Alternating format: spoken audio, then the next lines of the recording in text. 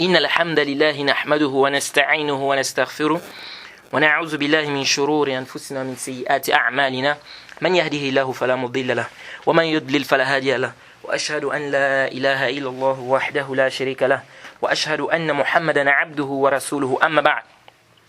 On remercie Allah subhanahu wa ta'ala pour ses biens, ses grâces, tout ce qu'il nous accorde. Et on lui demande de déverser ses grâces et bénédictions sur le prophète Mohammed sallallahu alayhi wa sallam, sa famille, ses compagnons et tous ceux qui les ont suivis jusqu'au jour de la rétribution. Alors nous sommes toujours dans notre programme qui est Nawaqid de l'Islam, c'est-à-dire les annulatifs de l'Islam. Nous sommes toujours sur l'annulatif 8, qui est le fait de faire une alliance avec les non-musulmans. Et on a déjà expliqué à quel moment c'est du kufr. Et maintenant, on s'est arrêté sur l'histoire de Hatib ibn Abi Balta'a.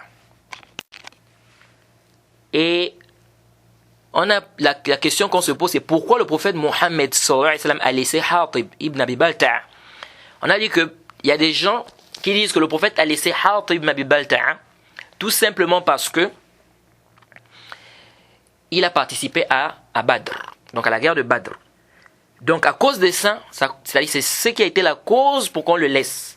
Mais celui qui va commettre aujourd'hui l'acte de Hatib ibn Abi Balta'a, on dit que c'est un kafirun billahi azza wa jalla. Il n'y a pas de tafsil à faire. Pourquoi? Parce que lui, il n'a pas participé à Badr. Est-ce que vous voyez?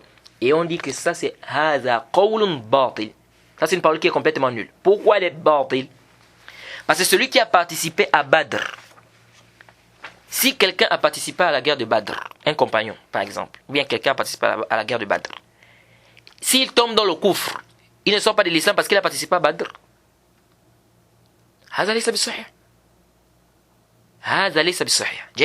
Donc c'est pas parce que quelqu'un a participé à Badr que s'il peut faire tout ce qu'il veut, il va insulter le prophète, il va insulter Allah, il va insulter la religion, il fait du kufr, du shirk. On dit non, parce qu'il a participé à Badr. Non,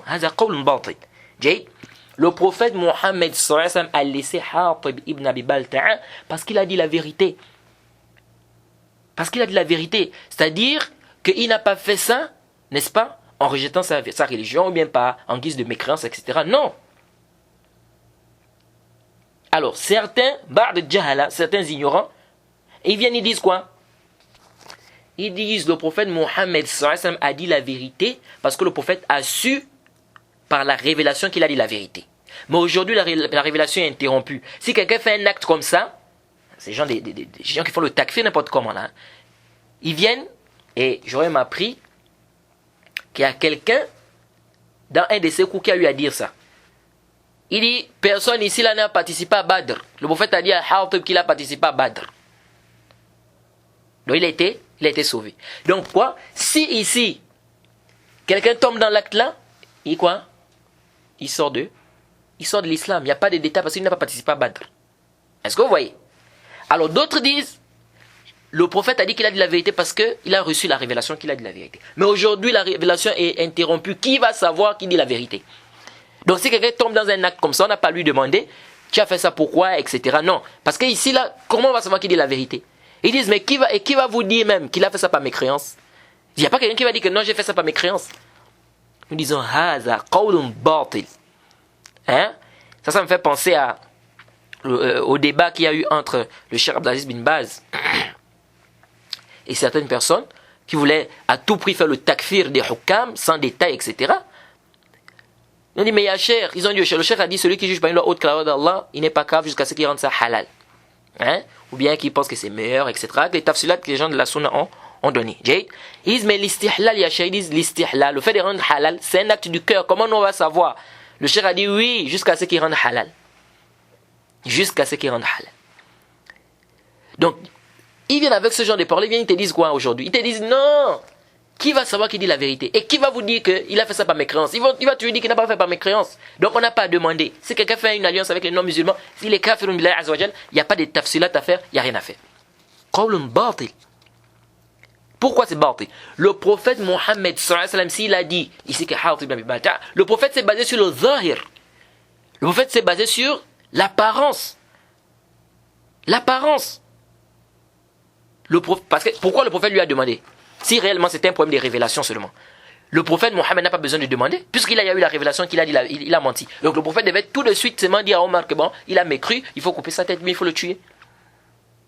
Oui, Puisqu'ici, il a déjà eu la révélation qu'il a fait ça par mécréance. Mais le prophète Mohammed appelle Hatib. Il dit à Hatib, Ma haza ya Hatib. C'est quoi ça, ya Hatib? Pourquoi le prophète fait ça?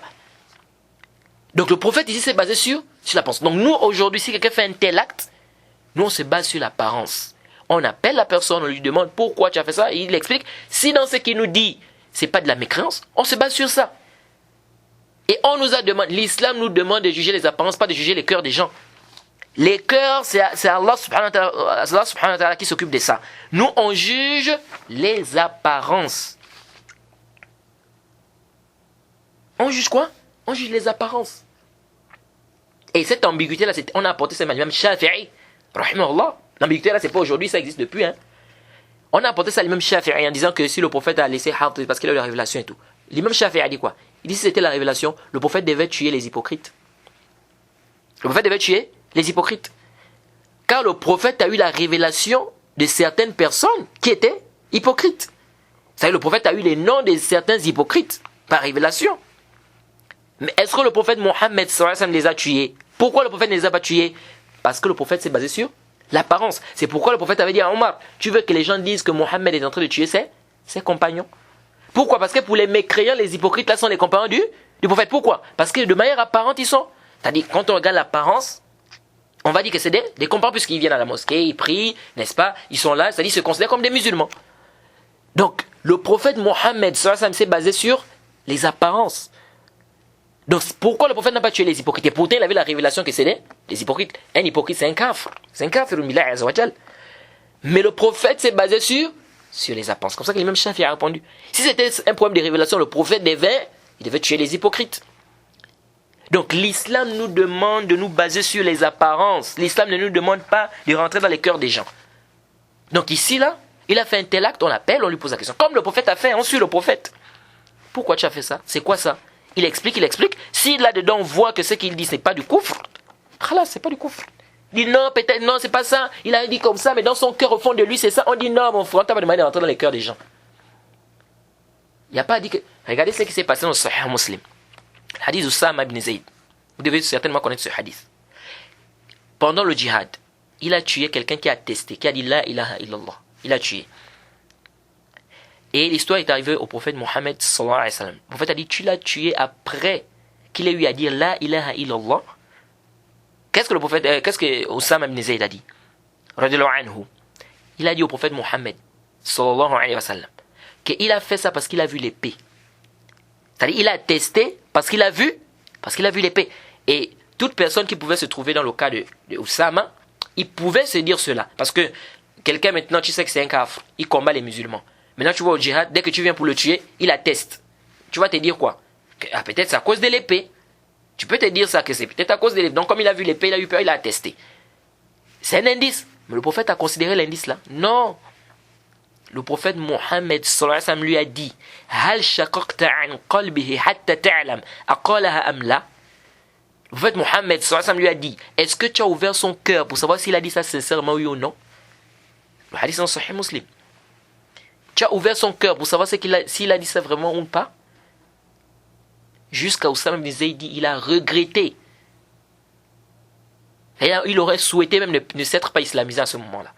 Parce que vous savez que celui qui s'islamise, les péchés qu'il a fait antérieurs sont effacés. Donc s'il n'était pas encore musulman, après il rentrait dans l'islam, ses péchés devaient être quoi?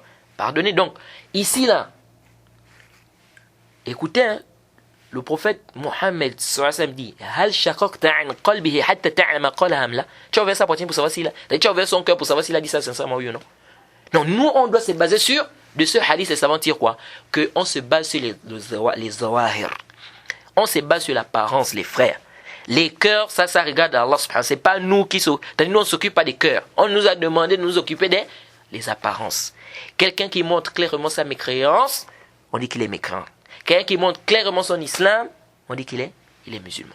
Bien évidemment, avec les tafsilat des gens de la sunna. C'est-à-dire, quand on dit celui qui montre clairement sa mécréance, on dit qu'il est kafir. Ça c'est clair, il n'y a pas de débat ici. Jade, celui qui montre aussi son islam, on dit clairement qu'il est quoi? Qu'il est musulman. Jade, on n'a pas dit non, peut-être qu'il est kafir. Ou bien celui qui montre clairement le kufr, on dit non, peut-être qu'il est musulman. Non, il n'y a pas de peut-être ici. Donc on se base sur les apparences ici. Donc, ici, si quelqu'un commet l'acte là, de faire une alliance avec les non-musulmans, contre les musulmans, etc., on cherche à savoir, qu'est-ce qui l'a poussé à faire ça? Il nous explique. De là, on va voir, est-ce que ça, là-dedans, il y a du koufr ou il n'y a pas de koufr, c'est ça. Mais quant au fait de dire que toute personne qui fait une alliance avec les non-musulmans, il est kafirun billahi azza wa jal, et qu'on ne doit pas demander à la personne pourquoi il a fait tout ça pour savoir les tafsilat, alors que le prophète l'a fait, et de dire ici que la révélation est interrompue, donc aujourd'hui on ne peut pas savoir s'il dit la vérité ou pas. Tout ça là, kalamun batil wa saqit. C'est pourquoi Allah subhanahu wa ta'ala dit, Surat 4, au verset 94. Verset 94. Allah subhanahu wa ta'ala dit, Ya ayyuhallazina amanu, إذا ضربتم في سبيل الله فتبينوا ولا تقولوا لمن ألقى إليكم السلام لست مؤمنا. Allah dit Surat 4 verset 94. Oh les croyants, lorsque vous sortez pour lutter dans le sentier d'Allah, voyez bien clair, ne vous hâtez pas et ne dites pas à quiconque vous adresse le salut, c'est-à-dire le salam et l'islam, tu n'es pas croyant, convoitant les biens de la vie d'ici-bas. Or c'est auprès d'Allah qu'il y a beaucoup de butin. C'est clair. Allah subhanahu wa ta'ala dit, ne dites pas celui qui vous adresse la salutation et l'islam, as-salam, vous dites quoi? Assalamu alaikum, vous dites, tu n'es pas croyant. Non. Tu te bases sur l'apparence. Il t'a donné la salutation, assalamu alaikum. Ce qui est apparent, c'est quoi? C'est qu'il est musulman. Maintenant tu dis, non, c'est pas ça au fond de lui, hein? Au fond de lui, c'est un kafir. Mais il a fait ça peut-être parce que comme ça, c'est pourquoi il a fait le salam. Au fond de lui. Au fond de lui, le prophète a dit à Oussama, tu as ouvert sa poitrine pour savoir s'il a dit ça sincèrement ou non. Et c'est là où vous voyez la sagesse de l'islam. Pourquoi l'islam, hein? Regardez, hein? L'islam demande de nous baser sur les apparences. Parce que si on ne se base pas sur les apparences, on pourra tomber, on pourra faire beaucoup d'erreurs. Voilà quelqu'un, un frère, il est musulman. Il y a le djihad. Il a été dit, assalamu alaikum mon frère. Tu dis non, c'est pas sûr qu'il est musulman. C'est sûr qu'au fond de lui, c'est un kafir. Tu le tues. Alors qu'en réalité, il est musulman. Est-ce que vous voyez un peu ce que ça peut créer? Quelqu'un, il va faire un acte. Les savants disent quoi? Il est permis de faire un acte, n'est-ce pas, devant les gens, pour que les gens puissent savoir comment on fait l'acte-là. Pas que c'est l'ostentation, intabihu. La prière, par exemple. Vous savez, parmi les méthodes d'enseignement, il y a la pratique. Hein? Les méthodes d'enseignement, il n'y a pas seulement qu'enseigner avec la bouche, parler, non. Il y a aussi ce qu'on appelle la pratique. Alors, quelqu'un vient devant un groupe de personnes, il sait que bon, ceux-là, ils ne connaissent pas prier. Et si je viens aussi, je dis je vais vous enseigner la prière, ils sont un peu gênés, etc., des trucs comme ça. Qu'est-ce qu'il fait? Il vient, il fait la prière devant eux. Pas en guise d'ostentation, non. Dans le but de faire quoi? De leur enseigner comment on fait la prière. Toi maintenant tu viens, tu dis, oh, il fait l'ostentation. Là tu es rentré dans son cœur.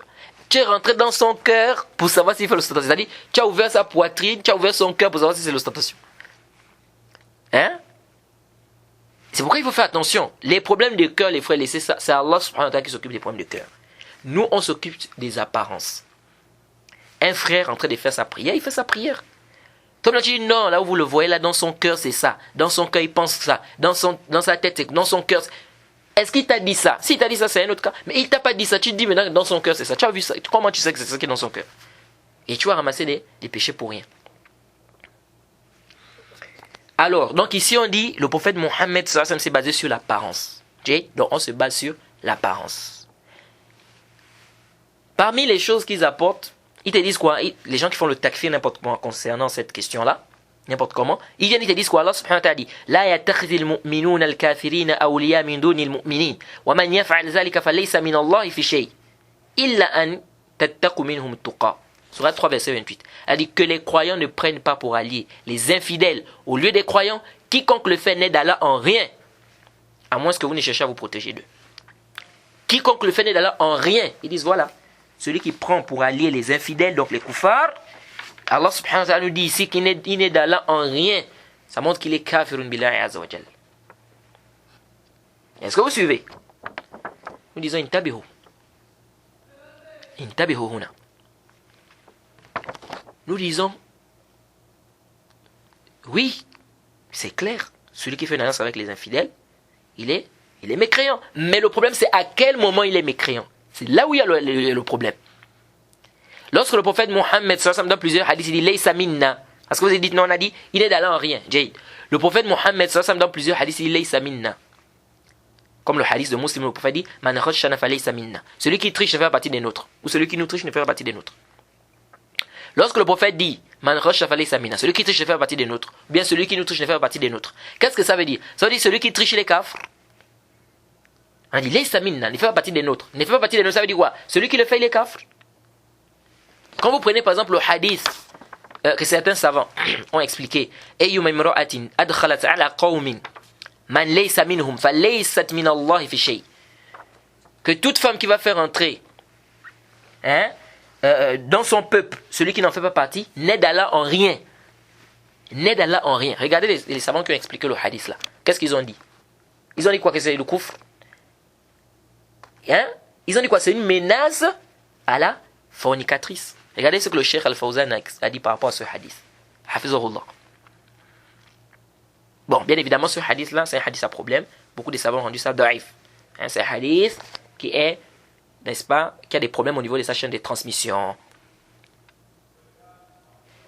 Alors, qu'est-ce que ça veut dire? Né d'Allah en rien. Donc, né d'Allah en rien, ça veut dire qu'on fait le takfir de la personne comme ça, mutlaqan. Et qu'est-ce qu'on fait du hadith de Hatib ibn Abi Balta'a? Après, il te dit, Allah dit dans la sourate 5, verset 51, Ya ayyuhal ladhina amanu la tattakhizul yahuda wan nasara awliya ba'duhum awliya ba'd wa man yatawallahum minkum fa innahum minhum. Oh les croyants.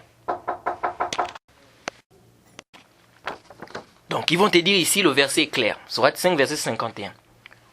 Oh les croyants, ne prenez pas pour alliés les juifs et les chrétiens. Ils sont alliés les uns les autres et celui d'entre vous qui les prend pour alliés devient un des leurs. Devient un des leurs.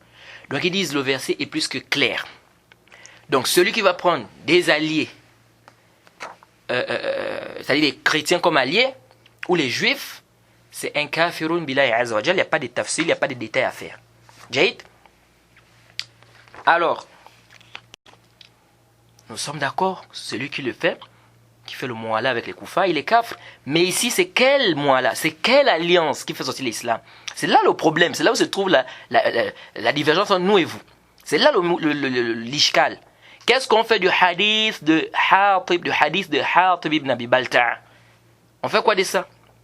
Il faut regrouper les textes, sinon on s'embrouille.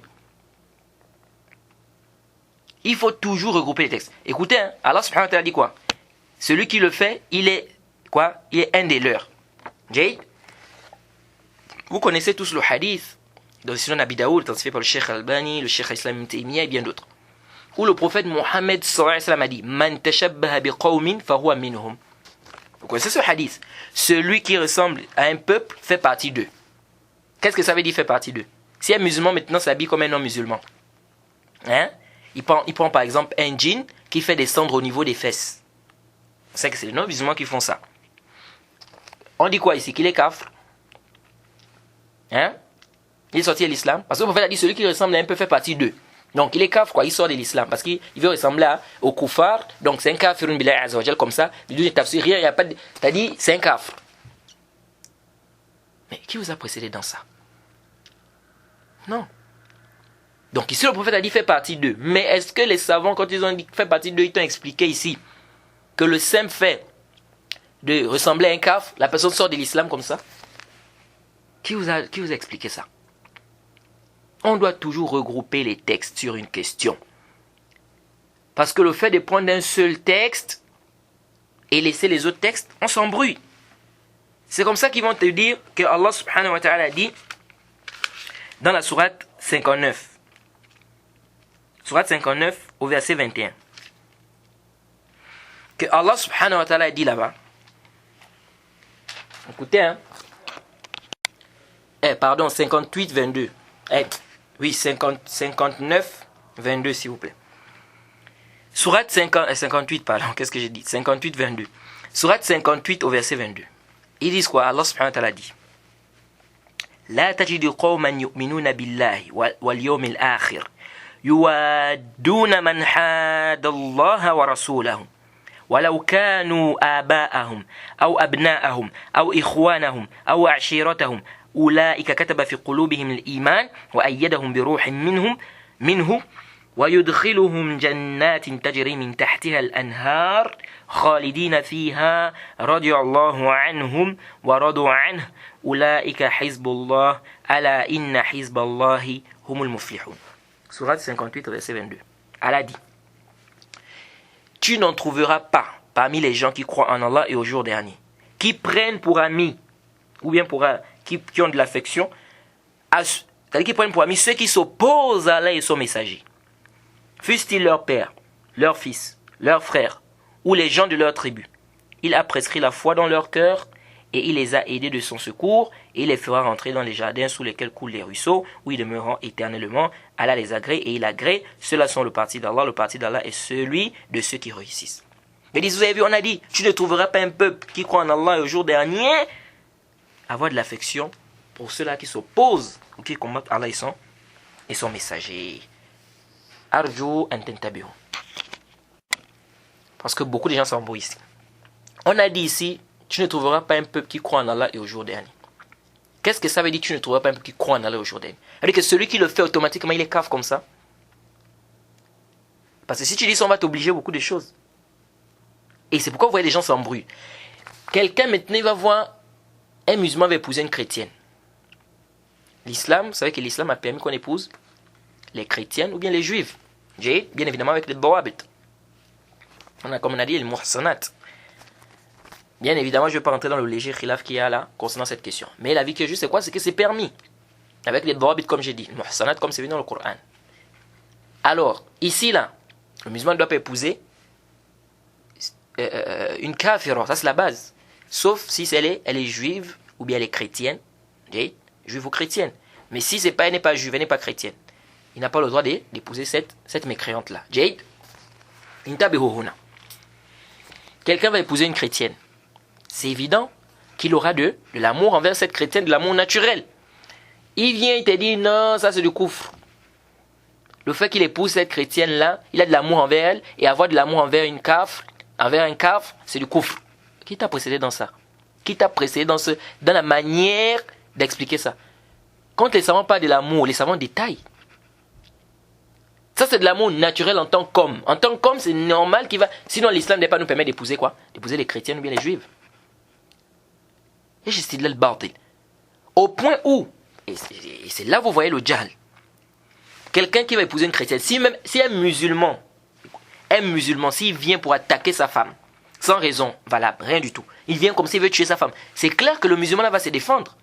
Mais est-ce que si le musulman là se défend, c'est-à-dire il défend sa femme là, qui est chrétienne là, contre ce musulman qui veut l'attaquer sans raison valable, est-ce qu'on va venir dire que comme il défend celle qui est kafr, lui s'il est kafr, donc ça veut dire qu'il a de l'affection pour elle, il aime les koufars, et Allah dit subhanahu wa ta'ala, tu ne trouveras pas un peuple qui croit en Allah au jour dernier, ou bien prendre des amis comme les infidèles, ou bien avoir de l'affection envers les infidèles. Qui t'a précédé dans ça? Ça c'est le djahal. Ça c'est vraiment l'ignorance. Ça c'est de l'amour naturel en tant qu'être humain. Il doit normalement, il va aimer sa femme de manière naturelle. Jade, de manière naturelle. C'est pas pour son din. La li ajli diniha. Intabihu. Il aime en tant qu'homme. Parce qu'il aime sa femme. De manière naturelle. C'est pas à cause de ça. Pas à cause de sa religion. Parce qu'il aime cette kafira-là à cause de sa religion, ça c'est clair, c'est du koufr. Alors, qui t'a fait ce tafsir-là? Et on dit, si tu prends le verset là comme ça, on va t'obliger beaucoup de choses, oui. Si tu prends le verset qui dit, tu ne trouveras pas un peuple qui croit en Allah au jour dernier, avoir de l'affection avec des gens qui combattent Allah et son messager, etc. Si tu prends ce verset là comme ça, on va te dire, Jade. Allah subhanahu wa ta'ala dit dans le Coran, Innama ya'mur masajid Allah, man amana billahi wal yawmil akhir. Qu'est-ce que tu dis de ce verset? Allah subhanahu wa ta'ala dit, ceux qui peuplent les mosquées sont ceux qui croient en Allah et au jour dernier. Bon, si quelqu'un fait ses prières à la maison, il ne vient pas à la mosquée. Il prie à la maison. Il n'a pas la foi. Il ne croit pas en Allah et au jour dernier. Quelqu'un décide maintenant de faire ses prières à la maison. Il ne prie pas à la mosquée. Il est quoi? Il est kafirun billahi azza wa jal. Il ne croit pas en Allah et au jour dernier. Parce qu'on a dit, peuple les mosquées d'Allah, ceux qui croient en Allah et au jour dernier. Le prophète Mohammed dit La yu'minu ahadukum hatta yuhibba li akhihi ma yuhibbu li nafsihi.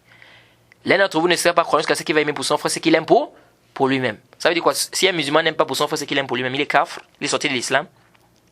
Le prophète dit Man kana yu'min billahi wal yawmil akhir falyakul khayran aw liyasmut. Le prophète dit celui qui croit en Allah et au jour dernier, qu'il dise du bien ou qu'il se taise. Donc celui qui ne va pas dire du bien, il est kafirun billahi azza wa jal. Le prophète Mohammed sallallahu dit encore dans un hadith authentique Man kana yu'min billahi wal yawmil akhir falyukim dayfahu. Celui qui croit en Allah et au jour dernier, qu'il honore son étranger ou son invité. Ça veut dire quoi? Celui qui ne va pas honorer son étranger, il est kafirun billahi azza wa jal. Parfois tu te demandes, je ne comprends pas. Donc quelqu'un maintenant il n'honore pas l'étranger, il va être quoi? Kafirun billahi azza wa jal. Dans le Sahih Muslim, le prophète a dit Wallahi la yu'min, Wallahi la yu'min, Wallahi la yu'min, 3 fois.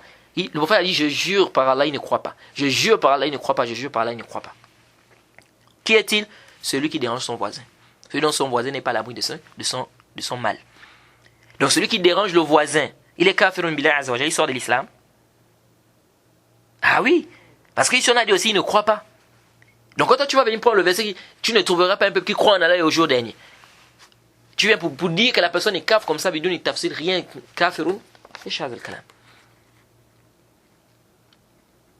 Ici aussi on a infirmé, ça fois on a dit La yu'minu ahadukum hatta yuhibba li akhihi ma yuhibbu li nafsihi.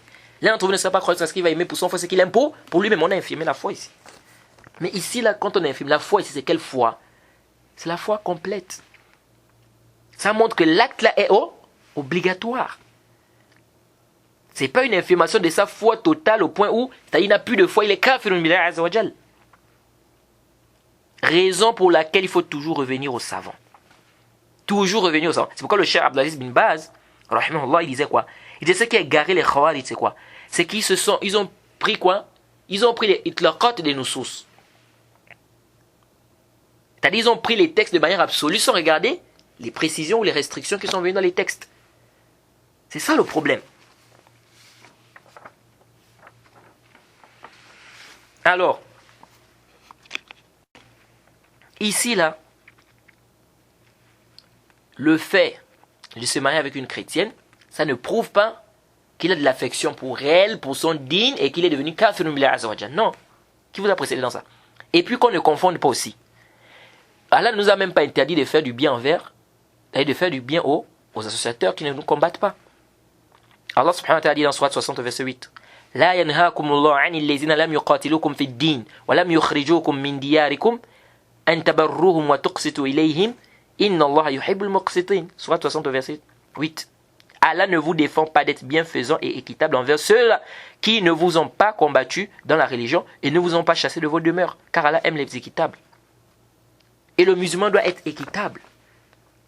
Un musulman doit être équitable. On t'a demandé d'être quoi? Équitable. Deux musulmans c'est-à-dire un musulman par exemple diverge avec un kafir. On vient voir un autre musulman, on dit des tranchées. Il donne raison au kafir parce que le kafir a raison. On ne va pas dire non, comme tu as donné raison au kafir, donc ça veut dire que tu es avec lui, tu l'aimes, tu as de l'amour pour lui, tu aimes les koufars, c'est du koufr, tu es kafir billahi azza wa jalla. On dit non. Si le kafir a raison, il a raison.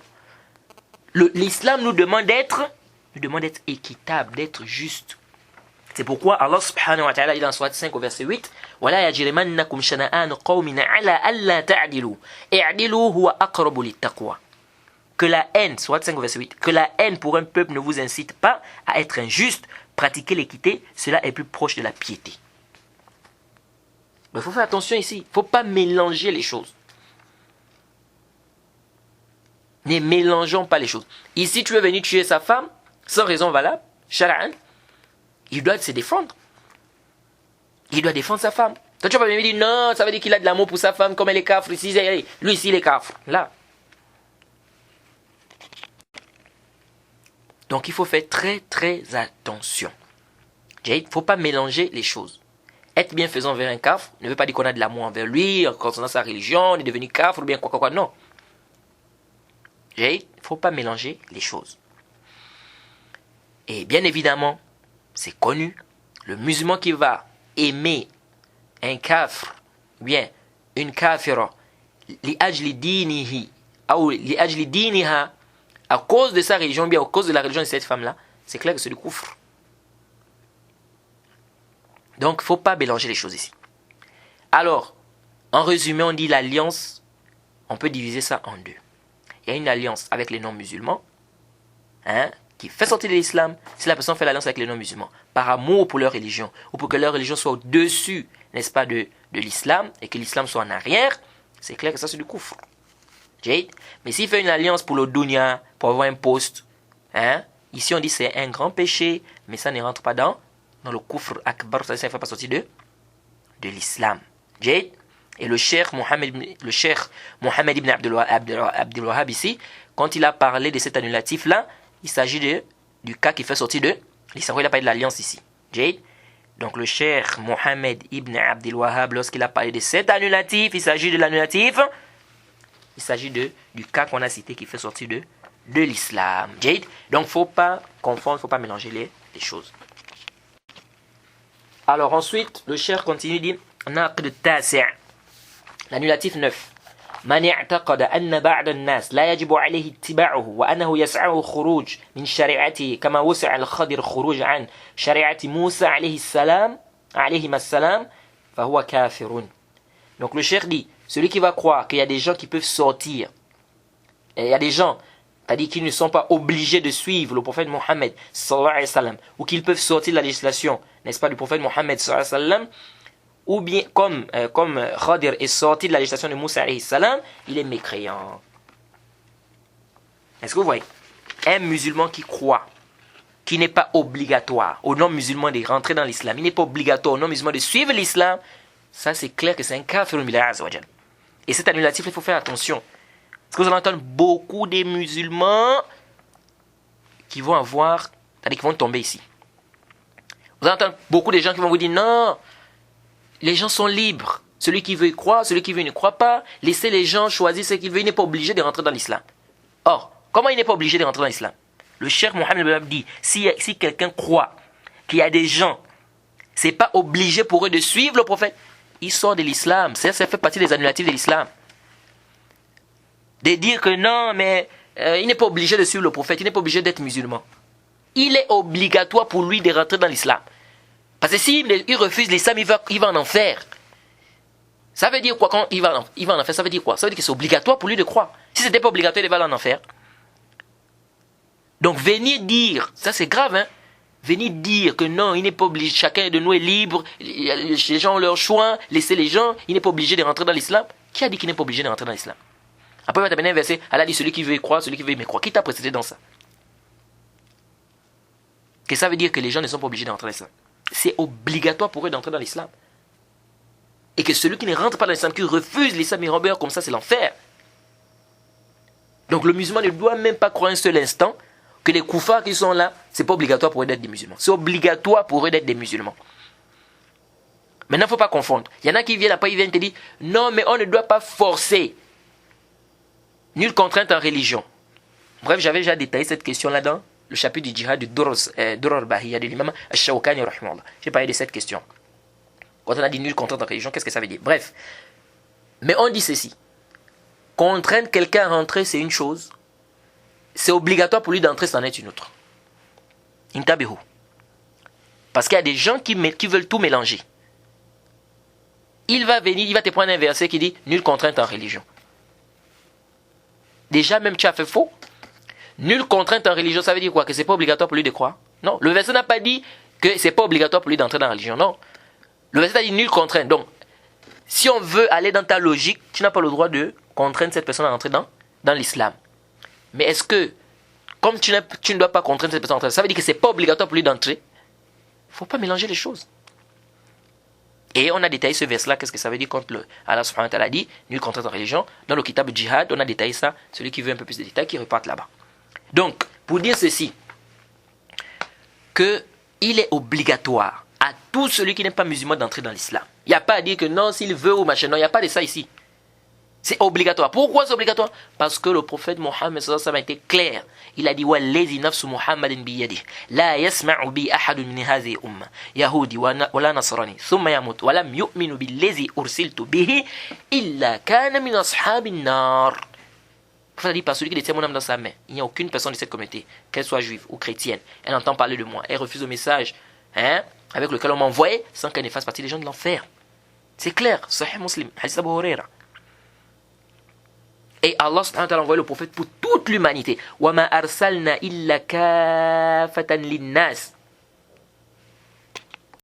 وَمَا أَرْسَلْنَاكَ إِلَّا كَافَةً لِلنَّاسِ بَشِيرًا وَنَذِيرًا وَلَكِنَّ أَكْثَرَ النَّاسِ لَا يَعْلَمُونَ. Surah 34, verset 28. Et nous ne t'avons envoyé qu'en tant qu'annonciateur. وَمَا أَرْسَلْنَاكَ إِلَّا كَافَةً لِلنَّاسِ بَشِيرًا وَنَذِيرًا وَلَكِنَّ أَكْثَرَ النَّاسِ لَا يَعْلَمُونَ. Et nous ne t'avons envoyé qu'en tant qu'annonciateur avertisseur pour toute l'humanité. Mais la plupart des gens ne savent pas. 34, verset 28. Donc le prophète a été envoyé à l'humanité tout entière. Ça veut dire quoi? Que qu'il soit chinois, blanc, noir, jaune, toute l'humanité, tout le monde doit suivre le prophète Mohammed sallallahu alayhi wa sallam. Le verset est clair.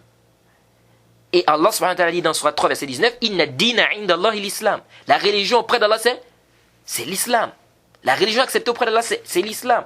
Et dans Surah 3, verset 19, 3,85, Allah dit, Surah 3, verset 85, وَمَنْ يَبْتَغِي غَيْرَ الْإِسْلَامِ دِينًا فَلَنْ يُقْبَلَ مِنْهُ وَهُوَ فِي الْآخِرَةِ مِنَ الْخَاسِرِينَ. Celui qui choisit une religion autre que l'islam, ce ne sera point accepté de lui et il sera dans le delà parmi les perdants. C'est clair. C'est clair. Au point où le prophète Mohammed sallallahu alayhi wa sallam, il a trouvé Omar ibn al-Khattab avec les feuillets de la Torah. Le hadith est authentifié par le Cheikh Al-Albani. Qu'est-ce que le prophète Mohammed sallallahu alayhi wa sallam a eu à dire? Il a dit à Omar quoi? Il dit si Moussa était là, il devait avoir un autre choix que de me suivre. Il devait avoir un autre choix que de me suivre. Ça c'est Moussa alayhi salam. Donc même le prophète Moussa, le prophète dit s'il était là, il devait avoir un autre choix que de me suivre. Donc il est obligatoire pour tous ceux qui sont sur cette terre de suivre le prophète Mohammed sallallahu alayhi wa sallam.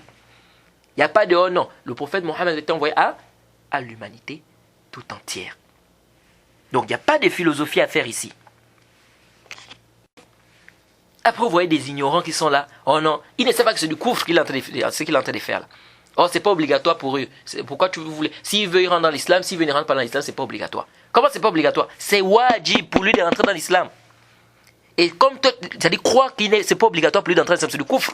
Le cheikh te dit bien ici, c'est celui qui croit qu'il y a certaines personnes, c'est-à-dire c'est pas obligatoire pour eux de suivre le prophète, il dit c'est le coufre. C'est le coufre. C'est obligatoire pour tout ce monde-là d'entrer dans l'islam, c'est obligatoire pour eux de suivre le prophète Mohammed.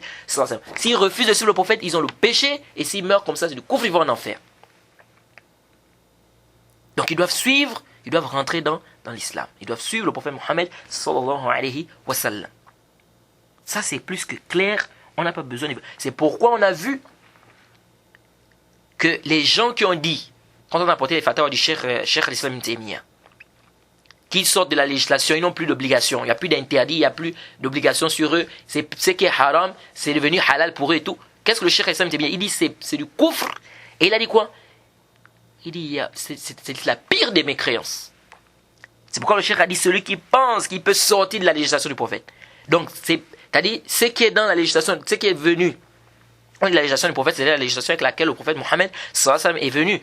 Celui qui va penser que il n'est pas concerné par la législation du prophète Mohammed sallallahu alayhi wa sallam, que c'est pas obligatoire pour lui d'entrer, c'est-à-dire il n'est pas concerné par cette législation, c'est clair que c'est du kufr akbar, c'est de la mécréance, et la personne est kafirun billahi azza wa jalla, sort de l'islam.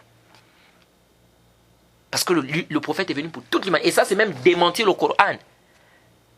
Le Coran dit que le prophète est envoyé à l'humanité tout entière, toi tu dis non, tu sors. Comme vous voyez certaines personnes disent non, le wali, il peut sortir parce que Khadir était sorti, comme le cheikh a rapporté ici.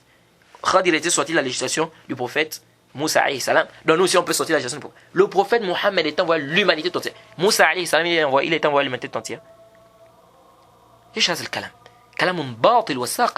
C'est du kufr. Penser que la personne peut se passer de la législation de l'islam, ou bien qu'il n'est pas obligatoire pour lui d'entrer dans l'islam, c'est clair que c'est du kufr. Parce que ça vient refuser, ça vient démentir plusieurs textes qui sont venus, que ce soit dans le Coran, dans la Sunna, qu'il est obligatoire d'entrer dans l'islam. Et que celui qui refuse d'entrer dans l'islam, c'est l'enfer. Si ce n'était pas obligatoire, pourquoi il est châtié, celui qui refuse l'islam? Il est châtié pourquoi? Puisque ce n'est pas obligatoire. Le fait qu'il va en enfer, qu'il soit châtié, le fait qu'il aille en enfer, qu'il soit châtié, Ça montre clairement que quoi? Ça montre clairement que c'est obligatoire. Alors le cheikh ici, il a parlé de Khadir. Il a dit, celui qui va croire qu'il n'est pas obligatoire pour lui, ou bien qu'il y a des gens qui ne sont pas, c'est pas obligé pour certaines personnes, celui qui va croire que c'est pas obligé pour certaines personnes de suivre le prophète et qui peuvent sortir de la législation avec laquelle il est venu, comme Khadir est sorti de la législation du prophète Mohammed sallallahu alayhi wa sallam, de Moussa alayhi salam, n'est-ce pas? Il est kafir billahi azza wa jal. Qui est Khadir ici? Alors Khadir, les savants ont divergé sur est-ce qu'il est prophète ou il n'est pas prophète. Khadir, c'est un prophète ou c'est pas un prophète?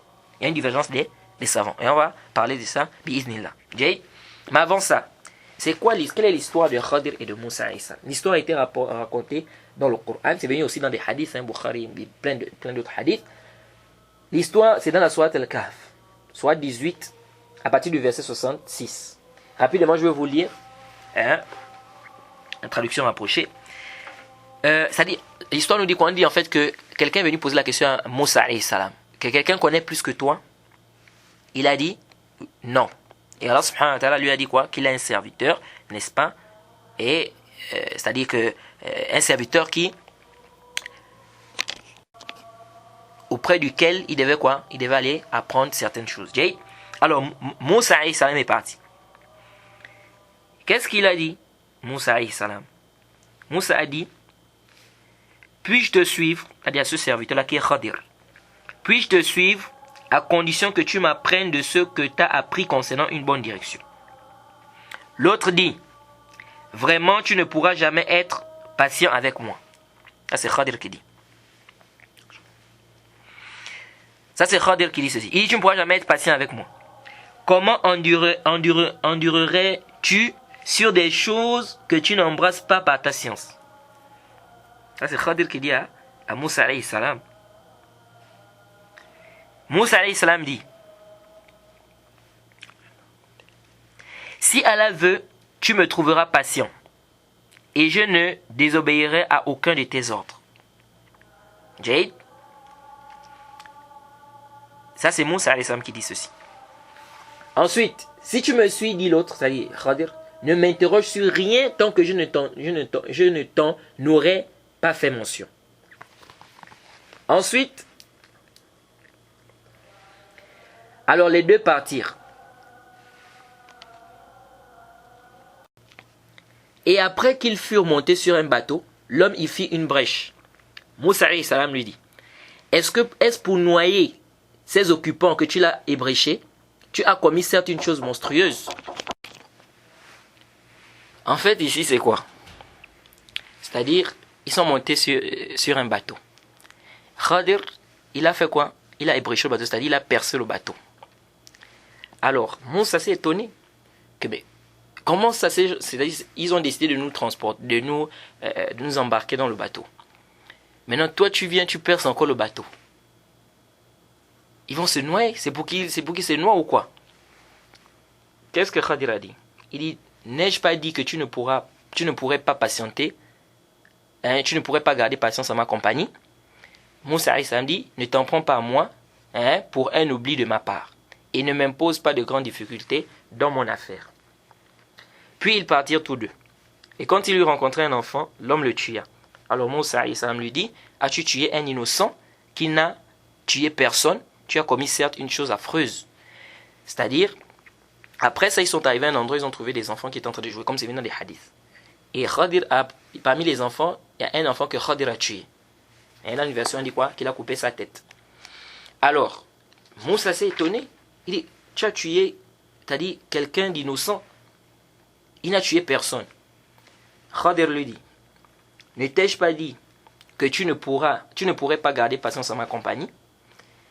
Il dit, si après cela je t'interroge sur quoi que ce soit, c'est-à-dire c'est Moussa alayhi salam, alors ne m'accompagne plus. Tu seras alors excusé de te séparer de moi.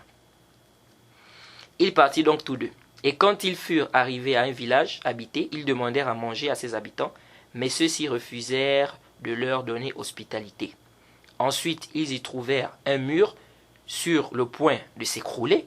L'homme le redressa, c'est-à-dire Khadir. Alors Moussa dit, si tu voulais, tu aurais bien pu réclamer pour cela un salaire. Ceci marque la séparation entre toi et moi, dit Khadir. C'est-à-dire Khadir. Je vais t'apprendre l'interprétation de ce que tu n'as pu supporter avec patience. Et ici, là, c'est venu dans certains hadiths que le prophète a dit, j'aurais souhaité que Moussa et Salam puissent patienter pour qu'on ait la suite de l'histoire. Alors, ensuite, il a dit, c'est devenu dans certains hadiths, pour ce qui est du bateau, il appartenait à des pauvres gens qui travaillaient en mer. Je voulais donc le rendre défectueux, car il y avait derrière eux un roi qui faisait de force, et qui saisissait de force tout bateau. C'est-à-dire, il explique ici, Khadir explique à Moussa et Salam, que le bateau là que tu m'as vu ébréché, c'est-à-dire percé, en fait, c'était pour des gens, c'est-à-dire des pauvres qui travaillaient en mer. Il y avait un roi qui prenait les bateaux des gens par force. Donc, qu'est-ce qu'il a fait, Khadir? Il a percé ça pourquoi? Pour que si le roi la voit que le bateau est défectueux, il ne va pas prendre ce bateau. Parce qu'il va voir que c'est un bateau qui est quoi? Qui est percé. Donc, il ne va pas prendre le bateau. Donc, en réalité, c'était un bien ou c'était pas un bien? En réalité, c'était un bien. Il dit, quant aux garçons, ses pères et mères étaient des croyants. Nous avons craint qu'il ne leur imposât la rébellion et la mécréance. Nous avons donc voulu que leur Seigneur leur accordât, n'est-ce pas, en échange, un autre plus pur et plus affectueux. Donc, c'est-à-dire, l'enfant qu'il a tué, il dit, cet enfant-là, ses parents étaient bien, c'était des croyants. Lui devait rendre mécréant ses parents. Donc, c'est pourquoi je l'ai tué. Parce que quand c'est-à-dire cet enfant-là devait faire quoi? Il devait rendre ses parents mécréants, c'est pourquoi je l'ai tué. Et nous avons donc voulu qu'Allah subhanahu wa ta'ala accorde à ses parents d'autres enfants qui sont plus purs et plus affectueux. Il dit maintenant, quant au mur, il appartenait à 2 garçons orphelins de la ville. Ils y avaient de soins un trésor à eux, et leur père était un homme vertueux. Ton Seigneur a donc voulu que tous 2 atteignent leur maturité et qu'ils extraient eux-mêmes leur trésor. Par une miséricorde de ton Seigneur, je ne l'ai d'ailleurs pas fait de mon propre chef. Voilà l'interprétation de ce que tu n'as pu endurer avec patience. C'est-à-dire, il dit en fait maintenant concernant le mur, il y avait en fait ça appartenait à 2 enfants. C'était des orphelins. Sous le mur là, il y avait des trésors.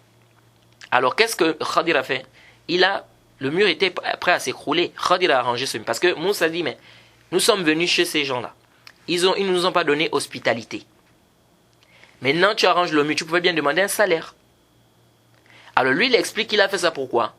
Khadir explique à Moussa qu'il a fait ça parce que sous le mur, là, il y avait un trésor. Et les enfants, c'était des orphelins. S'il laissait ça comme ça, le mur devait s'écrouler. Et des gens devaient venir réparer et arranger le mur. Quand ils devaient venir arranger le mur, ils devaient trouver les trésors là. Et donc, ils devaient s'emparer de ça. Alors que c'était des trésors pour ces enfants-là. Donc, il a fait quoi? Il a arrangé ce mur-là. Donc, les enfants eux-mêmes vont découvrir le trésor là. Et c'est un trésor laissé par leurs parents. Jay? Donc, voilà un peu l'histoire, de manière générale, de Moussa et de Khadir. Mais cette histoire, il y a beaucoup de fawaïd, beaucoup de profits, beaucoup d'intérêts qu'on peut tirer de cette histoire. Jay? Alors, les gens des sectes, des soufis et tout ce monde-là, parmi eux, il y en a qui disent qu'il n'est pas obligatoire. C'est-à-dire que quand quelqu'un est devenu wali, c'est un wali, c'est un bien-aimé d'Allah, c'est un allié d'Allah, subhanahu wa ta'ala, il est wali. Donc, qu'est-ce qu'il fait? Il peut se passer de la législation. Donc, tout ce qui est obligatoire dans l'islam n'est plus obligatoire pour lui. Ce qui est haram n'est plus haram pour lui. C'est pourquoi, parfois, vous allez voir, ils vont faire des choses graves. Pourquoi? Parce qu'ils ont atteint un degré de certitude, il a déjà un degré de... C'est le yaqin, etc.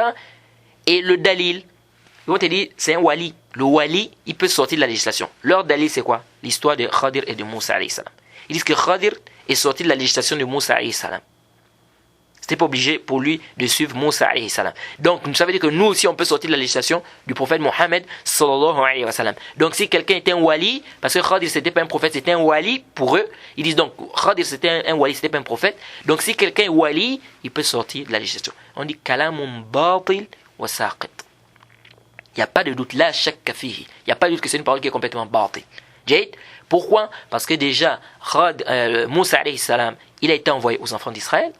Or, le prophète Mohammed sallallahu alayhi wa sallam a été envoyé à l'humanité entière. Et a supposé que ça soit comme vous dites. Ça c'est Khadir. Toi maintenant, où est ton dalil à toi qui te permet de sortir de la législation du prophète? Sachant très bien que le prophète a dit qu'il n'y a pas une personne qui va entendre parler de lui et qui va refuser de suivre sans qu'il n'ait pas tout en enfer. Et Allah subhanahu wa ta'ala a été plus que clair. Allah nous a ordonné de suivre le prophète Mohammed sallallahu alayhi wa sallam. Toi, où est ton dalil? Le prophète est envoyé à l'humanité tout entière. Donc il est obligatoire à l'humanité tout entière de suivre le prophète Mohammed sallallahu alayhi wa sallam, qu'il soit blanc, rouge, etc. Maintenant, toi, où est le dalil qui t'est fait sortir de ce texte général? Où est le dalil? Le prophète a dit, le wali, il n'est pas obligatoire pour lui de suivre ce qui est venu à la législation. Donc ça, c'est une parole qui est complètement batil, qawlun batil. Et vous savez, quand vous c'est-à-dire lorsque vous ne rencontrez pas ce genre de personnes-là, parfois vous demandez est-ce qu'il y a des gens, il y a vraiment des gens qui réfléchissent comme ça? Et pourtant oui. Et pourtant oui. Il y en a.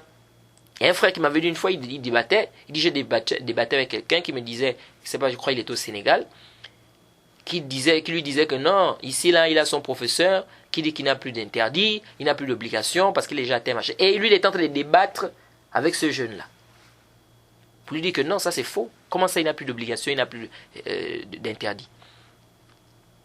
Donc c'est des choses, parfois si tu ne vis pas ça, parfois tu vas te dire que mais attends, c'est comme aujourd'hui vous allez entendre les chiens qui vont apporter des choses, parfois tu te demandes que comment des gens peuvent avoir de telles croyances. Venez dire que Djibril s'est trompé, quand il est venu, il devait partir chez le prophète Mohammed, il devait aller chez Ali ibn Abi Talib. Au lieu d'aller chez Ali ibn Abi Talib, il est venu chez le prophète. C'est-à-dire, comment on peut... Subhanallah. Donc, 23 ans de prophétie, Djibril ne fait que se tromper. Au lieu d'aller chez Ali ibn Abi Talib, il va chez le prophète Mohammed sallallahu alayhi wa sallam. Kalamun batil. C'est-à-dire des choses, tu te dis, subhanallah, comment des gens peuvent avoir des telles croyances? Parfois, ils font des pratiques. Ils sont en train de se blesser. Hein. Ils se frappent le corps, ils se blessent. Soit-disant, j'ai demandé à quelqu'un une fois, qui est un étudiant de l'Iran, ici en Arabie Saoudite, je lui ai demandé que, mais vraiment, ces gens, ils font ça réellement, c'est-à-dire, ils se blessent comme ça le corps. Il dit oui. J'ai dit, mais pourquoi ils font ça? Il dit non, en fait, c'est parce que c'est pour se remémorer, c'est-à-dire, ce qui s'est passé à Hussein. Parce qu'ils disent quoi? Que les gens de la Sunna ont tué Hussein. Donc, quand ils font ça, ça va faire quoi? Ça va leur donner plus de courage et plus de haine envers les gens de la Sunna. Donc, quand ils vont se blesser comme ça, là, c'est-à-dire, quand ils vont se blesser comme ça en commémoration de la mort, selon eux, de Hussein, donc pour eux, en fait, c'est comme on peut dire, c'est un signe. C'est-à-dire, ça va faire quoi? Ça va leur donner, quand ils vont se blesser comme ça, ils auront plus de haine envers les gens de la Sunna. J'ai dit, mais comment des gens peuvent avoir de telles croyances? Comment quelqu'un peut décider de se blesser comme ça lui-même au corps? Subhanallah. Kalamun batil. Tu dis, mais comment des gens peuvent avoir de telles croyances? Donc vraiment, on demande vraiment à Allah de nous maintenir sur la bonne voie. Et pourquoi le serviteur doit vraiment remercier Allah? Lorsqu'Allah t'a guidé, il faut remercier Allah subhanahu wa ta'ala. Pas seulement par la langue, mais même par la pratique. Il faut aussi le faire par la pratique. Hein? Il faut le faire par la pratique, en respectant les exigences, en respectant les obligations d'Allah subhanahu wa ta'ala, en s'écartant de ses interdits. Parce que c'est une grâce qu'Allah subhanahu wa ta'ala t'a guidé. Vous voyez des gens qui ont des conceptions terribles. Parfois tu te dis que subhanallah, qu'est-ce qui se passe?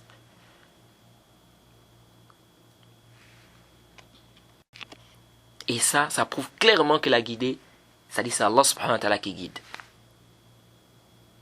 Donc vraiment, on va s'arrêter ici pour ce cours. Donc on va continuer le cours prochain. Et c'est grave. Je vous assure que c'est grave. Un étudiant une fois m'a dit, subhanallah, un étudiant qui a fait près de 10 ans en Arabie Saoudite, il ose dire que les koufars, subhanallah, c'est triste, hein? Il dit les koufars vont rentrer au paradis. Qu'Allah subhanahu wa ta'ala ne peut pas, par sa miséricorde, il ne peut pas laisser les koufars en enfer. Ils vont rentrer au paradis. J'ai dit subhanallah. On a discuté avec le frère, apporté des preuves. Le Coran, Allah a dit, le prophète a dit. On a même appelé des frères et tout. Le frère insiste. Il dit les koufars vont rentrer au paradis. La miséricorde Allah est trop vaste. Il ne peut pas rester en enfer éternellement. On dit, mais qui t'a précédé dans ça? On s'attendait, moi je m'attendais peut-être qu'il va peut-être citer même par exemple le Cheikh Haïssam Temia qui a dit que l'enfer, peut-être que le Cheikh Haïssam Temia qui a dit que l'enfer va être détruire, etc. Bien évidemment, on sait que ça, c'est une parole qui est quoi? Qui n'est pas juste. Mais je m'attendais quand même peut-être, bon, il va peut-être citer Cheikh Hassan Taymiyyah, qui a une parole allant dans le sens où l'enfer sera détruit, etc. J'ai dit, mais rien du tout, hein. J'ai dit, mais qui t'a précédé? Rien. Donc vous voyez que des gens, parfois, il est là, et près de 10 ans. Subhanallah. Subhanallah.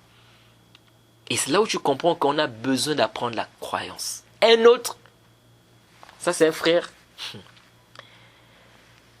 qui me rapporte ça. Ce frère-là, je crois qu'il était près de rentrer au magistère. Ou il est rentré au magistère, ou il était près de rentrer au magistère, entre les deux.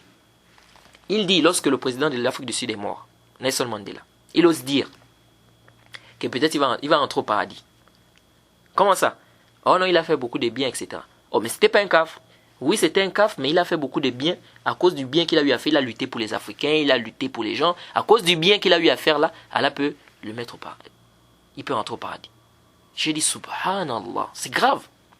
Un kafir, il va rentrer au paradis parce qu'il a fait du bien. Ah, c'est dangereux ça. Un kafir, il va en enfer. Le prophète a dit, la yadkhulu jannata illa nafsun muslim. Ne rentrera au paradis qu'une âme musulmane. Sahih Muslim, clair. Et Allah subhanahu wa ta'ala, combien de versets il a dit les koufars vont aller en enfer éternellement? Combien de versets dans le Coran? Plein. Et dans le hadith de Muslim, Allah subhanahu wa ta'ala dit à Ibrahim alayhi salam, Bukhari même, Inni haramtu al-jannata ala al-kafirin. J'ai interdit le paradis aux mécréants. Toi tu viens, tu dis que non, peut-être parce qu'il a fait du bien. Ça c'est grave, ça montre que les gens ont des problèmes de croyance. On doit enseigner les gens le tawhid. Voilà les gens les problèmes de croyance. Wallah. J'étais dépassé. Quand j'ai appris ça, j'ai dit, mais subhanallah, comment il peut dire des choses pareilles? Le prophète même, dans le hadith de Muslim, le hadith de Aïcha, le prophète dit quoi? Qu'un kafir, tout le bien qu'il peut faire sur la terre là, Allah subhanahu wa ta'ala va lui donner ça sur la terre. Il sera rétribué sur cette terre.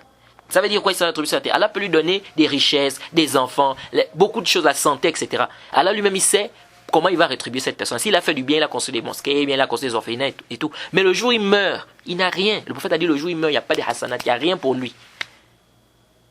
Quelqu'un qui a refusé l'islam, qui est kafir, il est kafir. Donc même s'il avait fait du bien comme quoi, ça ne sert à rien. Tant qu'il n'est pas rentré dans l'islam, tant qu'il n'y a pas le tawhid, ça ne sert à rien du tout. Donc s'il a fait du bien sur la terre, Allah n'est pas injuste, Allah va le rétribuer, mais sur la terre. Vraiment, on demande qu'Allah nous facilite. On s'arrête ici, on demande qu'Allah nous facilite et qu'Allah nous guide. Subhanakallahumma bihamdik, ashhadu an la ilaha illa anta astaghfiruka wa atubu ilayk.